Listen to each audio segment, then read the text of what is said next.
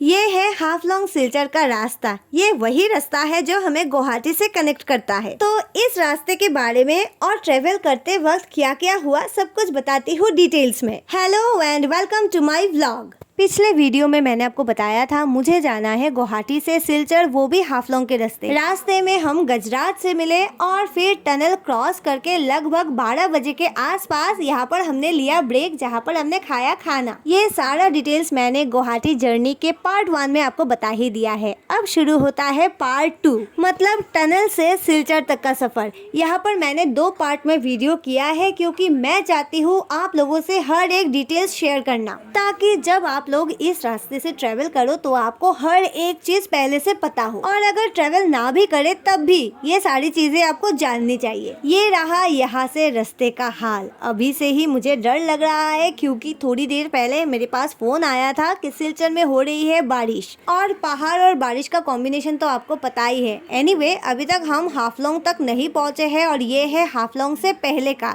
I mean tunnel और हाफलोंग के बीच का रास्ता। अब अगर इस रास्ते के बारे में मैं बताऊं तो ये रास्ता काफ़ी अच्छा है। रास्ते के साइड में काम चल रहा है, जैसे कि आपको पता चल ही रहा है। और सबसे बढ़िया बात, इस रास्ते पर मतलब थ्रू आउट हाफलोंग रास्ते पर बन रहा है फ्लाईओवर। एक बार ये फ्लाईओवर बन जाए तो हमारे लिए बहुत ही बढ़िया होगा। हाफलोंग जाने में हमें ज़्यादा टाइम ही नहीं लगेगा, पर क्योंकि हमें अभी ट्रेवल करना है तो इन दिक्कतों का सामना तो करना ही पड़ेगा। और देखिए, ये रहा हाफलोंग का रास्ता, पर हमें इस रास्ते से नहीं जाना है क्योंकि हमें जाना है सिलचर, तो हम यहाँ से निकल गए आगे। तो अब शुरू होता है रियल स्ट्रगल। पर अगर स्ट्रगल कहेंगे तो डर सा लगेगा, तो इसे स्ट्रगल नहीं एडवेंचर कहते हैं। रास्ता देख के लग रहा है बारिश तो यहाँ पर हुई है, लेकिन कितना बारिश हुआ, पहाड़ का क्या हाल है, आगे हमें क्या मिलेगा, ये एक सस्पेंस है। अब यहाँ से तो हम आराम आराम से निकल रहे हैं। हालांकि रास्ता तो खराब है ही, लेकिन कोई दिक्कत हमें अब तक नहीं हुई है।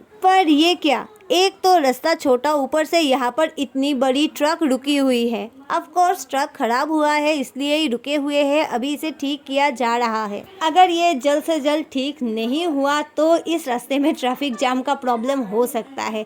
एनीवे, हम भगवान की कृपा से यहाँ से निकल गए हैं, तो अब यहाँ से बढ़ते हैं आगे। इस रास्ते की सबसे बड़ी प्रॉब्लम है ट्रैफिक जाम, क्योंकि रास्ता छोटा है और हेवी व्हीकल यहाँ पर नॉन स्टॉप आते जाते रहते हैं, और एक अगर खराब हो जाए तो बहुत ज़्यादा दिक्कत हो जाती है। और जैसे कि यहाँ पर आप देख रहे हो, जाने के लिए थोड़ी बहुत जगह है, लेकिन आगे ऐसी ऐसी जगह है जहाँ पर जाने के लिए जगह नहीं है। वो भी मैं आप लोगों को ज़रूर दिखाऊंगी, तो वीडियो के लास्ट तक मेरे साथ बने रहे। और अगर आपने अभी तक चैनल को सब्सक्राइब नहीं किया है, प्लीज़ सब्सक्राइब करें, वीडियो को लाइक करें, शेयर करें, और वीडियो के बारे में आपकी जो भी राय है मुझे कॉमेंट में ज़रूर बताएं, क्योंकि ये मेरे लिए बहुत ज़्यादा इम्पोर्टेंट है। फिलहाल एक बात तो माननी पड़ेगी, इस रास्ते को ठीक करने के लिए निरंतर काम चल रहा है। जब भी कोई दिक्कत आती है, जब भी कोई लैंडस्लाइड होती है, यहाँ पर अथॉरिटी बिल्कुल तैनात रहती है इसे साफ क्लियर करने के लिए। पर ये क्या, मुझे जिस बात का डर था, क्या ये वही है?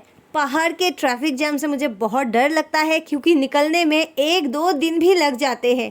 आई जस्ट होप हमारे साथ ऐसा ना हो, क्योंकि 1 घंटा भी एक्स्ट्रा लग जाएगा तो हमें घर जाने में काफ़ी लेट हो जाएगी। और जैसे कि आपको पता है, हम अपने साथ ज़्यादा खाने का सामान नहीं लाए हैं, तो इस बात की दिक्कत हो सकती है। अब यहाँ पर हमें थोड़ी देर के लिए रुकना पड़ा, तो मैं गाड़ी से उतरकर देखने लगी आखिर प्रॉब्लम क्या है। और देखिए, ये रहा प्रॉब्लम।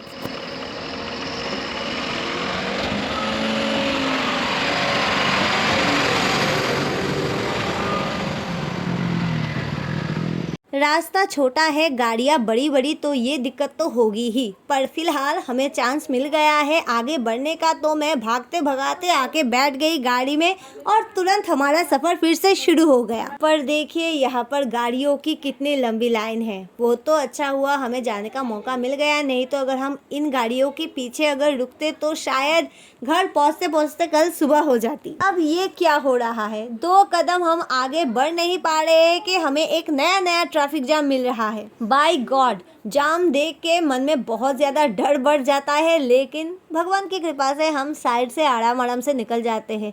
वो तो हमारा लक अच्छा है आज का जो हम निकल पा रहे हैं, वरना ऐसे मौके पर निकलना भी काफ़ी मुश्किल होता है। टू बी वेरी प्रिसाइज, ये जो खराब रास्ता है ये टोटल है 30 किलोमीटर, पर इन 30 किलोमीटर में ही जान निकल जाती है। जैसे कि आप यहाँ पर रास्ते की हाल तो देख ही सकते हो। बट ये तो ट्रेलर है, पिक्चर अभी बाकी है मेरे दोस्त। आगे आगे देखिए होता है क्या। अब हम रास्ते पर नहीं, पहुँच चुके हैं दलदल पर। पता नहीं यहाँ पर जो पानी है उसके नीचे कितना गहराई है, और कीचड़ तो आप देख ही सकते हो। मेरे इतने सुंदर गाड़ी का सत्यानाश कर दिया। अब ये तो फिर भी मान लेंगे, पर हर 2 कदम पर रुकना पड़ रहा है, ये कैसे माने। चलिए फिर से गाड़ी से उतरकर जाते हैं और देखते हैं यहाँ पर आखिर हुआ क्या है। पर गाड़ी से उतरते ही देखने से पहले ही हमें जाने का परमिशन मिल गया, तो बस भागते भगाते मैं आके गाड़ी में बैठ गई और फिर सफ़र फिर से शुरू हो गई। अब मैं जिस रास्ते पे सफ़र कर रही हूँ वो रास्ता भी आप लोगों को दिखाना बहुत ज़रूरी है। ये रहा रास्ते का हालत। हम अभी सिर्फ हाफलोंग से थोड़ा आगे आई है कि यहाँ पर हमें रुकना पड़ा, आगे हमें जाने का परमिशन नहीं मिला, और ये रहा रास्ते का कंडीशन। अब यहाँ रोकने की वजह क्या है ये तो मुझे नहीं पता, लेकिन डर लग रहा है क्योंकि रास्ते का कंडीशन काफ़ी ख़राब है। पता नहीं कब तक हम घर पहुँच पाएंगे। यही होता है जब रास्ता ख़राब होता है। और जाते समय मैंने बताया था कि बारिश हो गई तो इस रास्ते में दिक्कत हो सकती है, और अब हम उस दिक्कत का सामना कर रहे हैं। बट जैसे कि यहाँ से दिखाई दे रहा है उतना ज़्यादा गाड़ी नहीं है यहाँ पर, तो शायद हमें जाने का परमिशन मिल जाए। अब रोका किस लिए है ये भी मुझे नहीं पता, वो आगे जाने पर ही पता चलेगा। गुवाहाटी से घोड़े के स्पीड से यहाँ तक पहुँचे हैं और अब हम कछुआ बन चुके हैं। धीरे धीरे आगे बढ़ रहे हैं और बस रुक रहे हैं। अभी भी हमें रुकना पड़ा क्योंकि रीज़न मुझे पता नहीं है, जिसे पता करने के लिए मैं अभी आगे जा रही हूँ।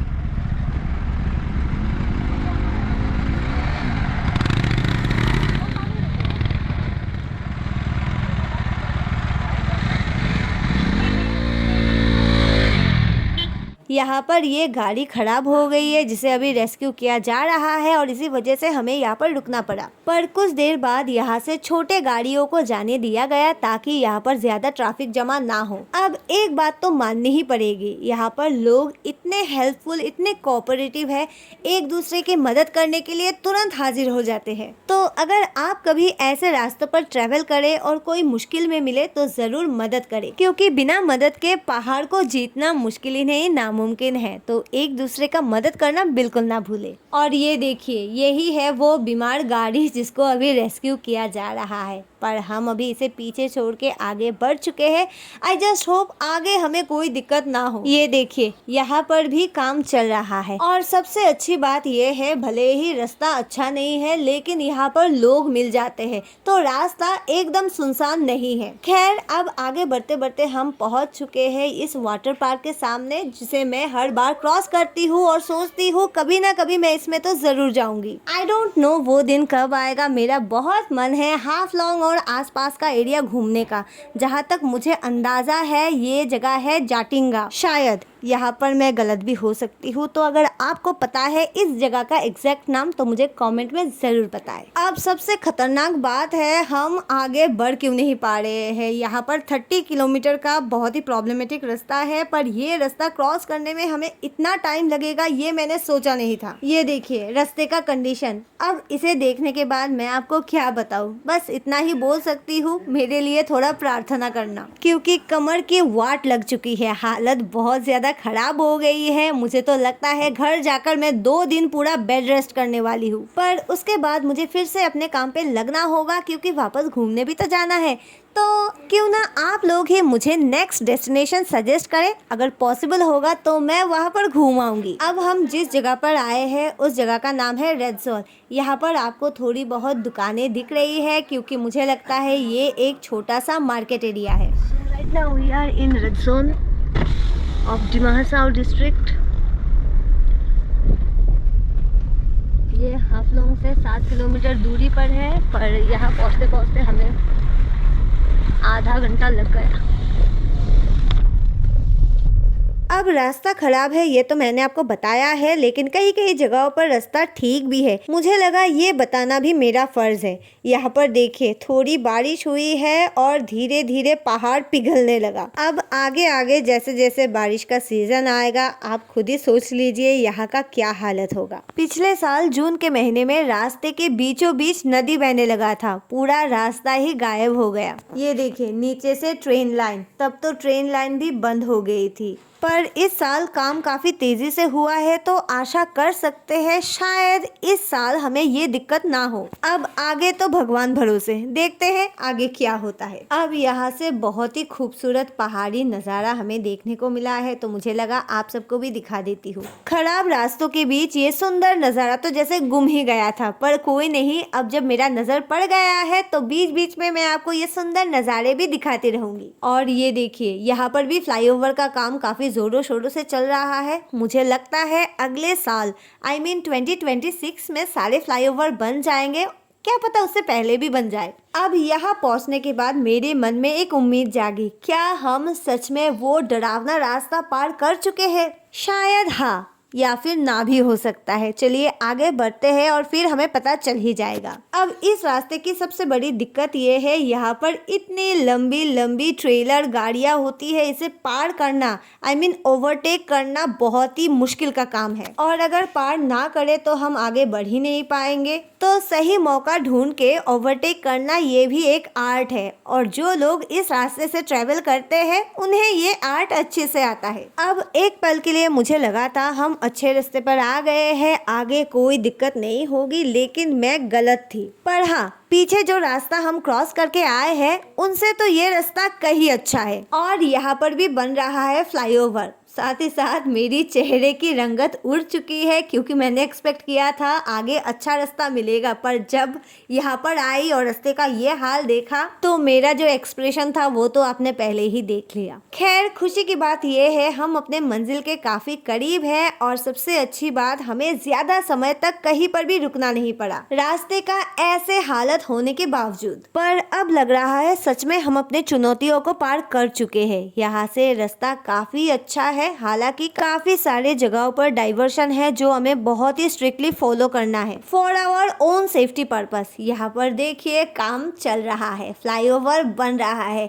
अगली बार जब मैं इस रास्ते से जाऊंगी मैं काउंट करूंगी यहाँ पर टोटल कितने सारे फ्लाईओवर है। अब हम लगभग हमारे खतरनाक रास्ते के अंतिम पड़ाव पर है और उम्मीद है यहाँ से आगे बढ़ते ही हमें अच्छा वाला रास्ता मिल जाएगा जहाँ से हम बहुत ही आराम और शांति से आगे बढ़ते हुए सिलचर यानी अपने घर पहुंच सके। अब ये बात तो मैंने कई बार बोले हैं, लेकिन टू बी वेरी ऑनेस्ट ये मैंने खुद के लिए बोला है क्योंकि इस रास्ते पे चलने के लिए मोटिवेशन की बहुत ज़रूरत पड़ती है। ये देखिए आगे विजिबिलिटी बिल्कुल ज़ीरो, धूल से सब कुछ धुंधला हो गया, लगता है यहाँ पर बारिश नहीं हुई। अब फिर से हम आ गए हैं एक अच्छे रास्ते पर और मेरे चेहरे पे एक स्माइल भी आ गई है क्योंकि मैं लगभग कंफर्म हूँ आगे का रास्ता हमें सही मिलेगा। और ये देखिए यहाँ का नज़ारा बहुत ही बढ़िया। यहाँ पर एक और फ्लाईओवर, बट खुशी की बात ये है अब हम नीचे या साइड से नहीं इसके ऊपर से जा रहे हैं। And if I am not wrong इस जगह का नाम है हारेंगा जाओ, मतलब हम सेफ जोन पर आ चुके हैं। अब यहाँ से रास्ता बहुत ही बढ़िया है। अगर आपने मेरे पहले वाले वीडियो मतलब सिलचर से गुवाहाटी जाने वाला वीडियो देखा है तो आपको इस रास्ते के बारे में पता ही होगा। यहाँ से सिलचर है 56 किलोमीटर दूरी पर, तो 1-1.5 घंटे में घर पहुँचने की उम्मीद तो है। पर यहाँ पर देखिए ट्रक की लंबी लाइन, क्योंकि रात के 10 या 11 बजे से पहले उन्हें यहाँ से आगे बढ़ने का परमिशन नहीं है। पर हम तो बढ़ सकते हैं, वो भी बहुत बड़ी स्माइल के साथ, क्योंकि हम लगभग अपने घर पहुँच चुके हैं। पर अभी हम पहाड़ में हैं और यहाँ पर आप देख सकते हो थोड़ी बारिश हुई कि नहीं, पहाड़ नीचे आने के लिए तैयार। तो अगली बार से आप जब भी इस रास्ते से जाने के बारे में सोचे पहले थोड़ा खबर ले ले, क्योंकि मैं तो इस बार बच गई पर ऐसी किस्मत हर किसी की नहीं होती। एनीवे, अब आगे बढ़ते बढ़ते हम काफी आगे आ चुके हैं जहाँ से सिलचर है सिर्फ 30 किलोमीटर दूर। तो अभी हम हमारे सफर के आखिरी पड़ाव पर है और ये रहा लास्ट टोल गेट। ये है बालाचोरा टोल गेट और यहाँ पर हम पहुँचे हैं 2:45 बजे। सुबह 7 बजे हमारा सफर शुरू हुआ था और 2:45 बजे हम बालाचोरा पहुँच चुके हैं। अब यहाँ से घर जाने में लगभग 1 घंटा शायद हमें लग जाएगा। तो खुशी की बात यह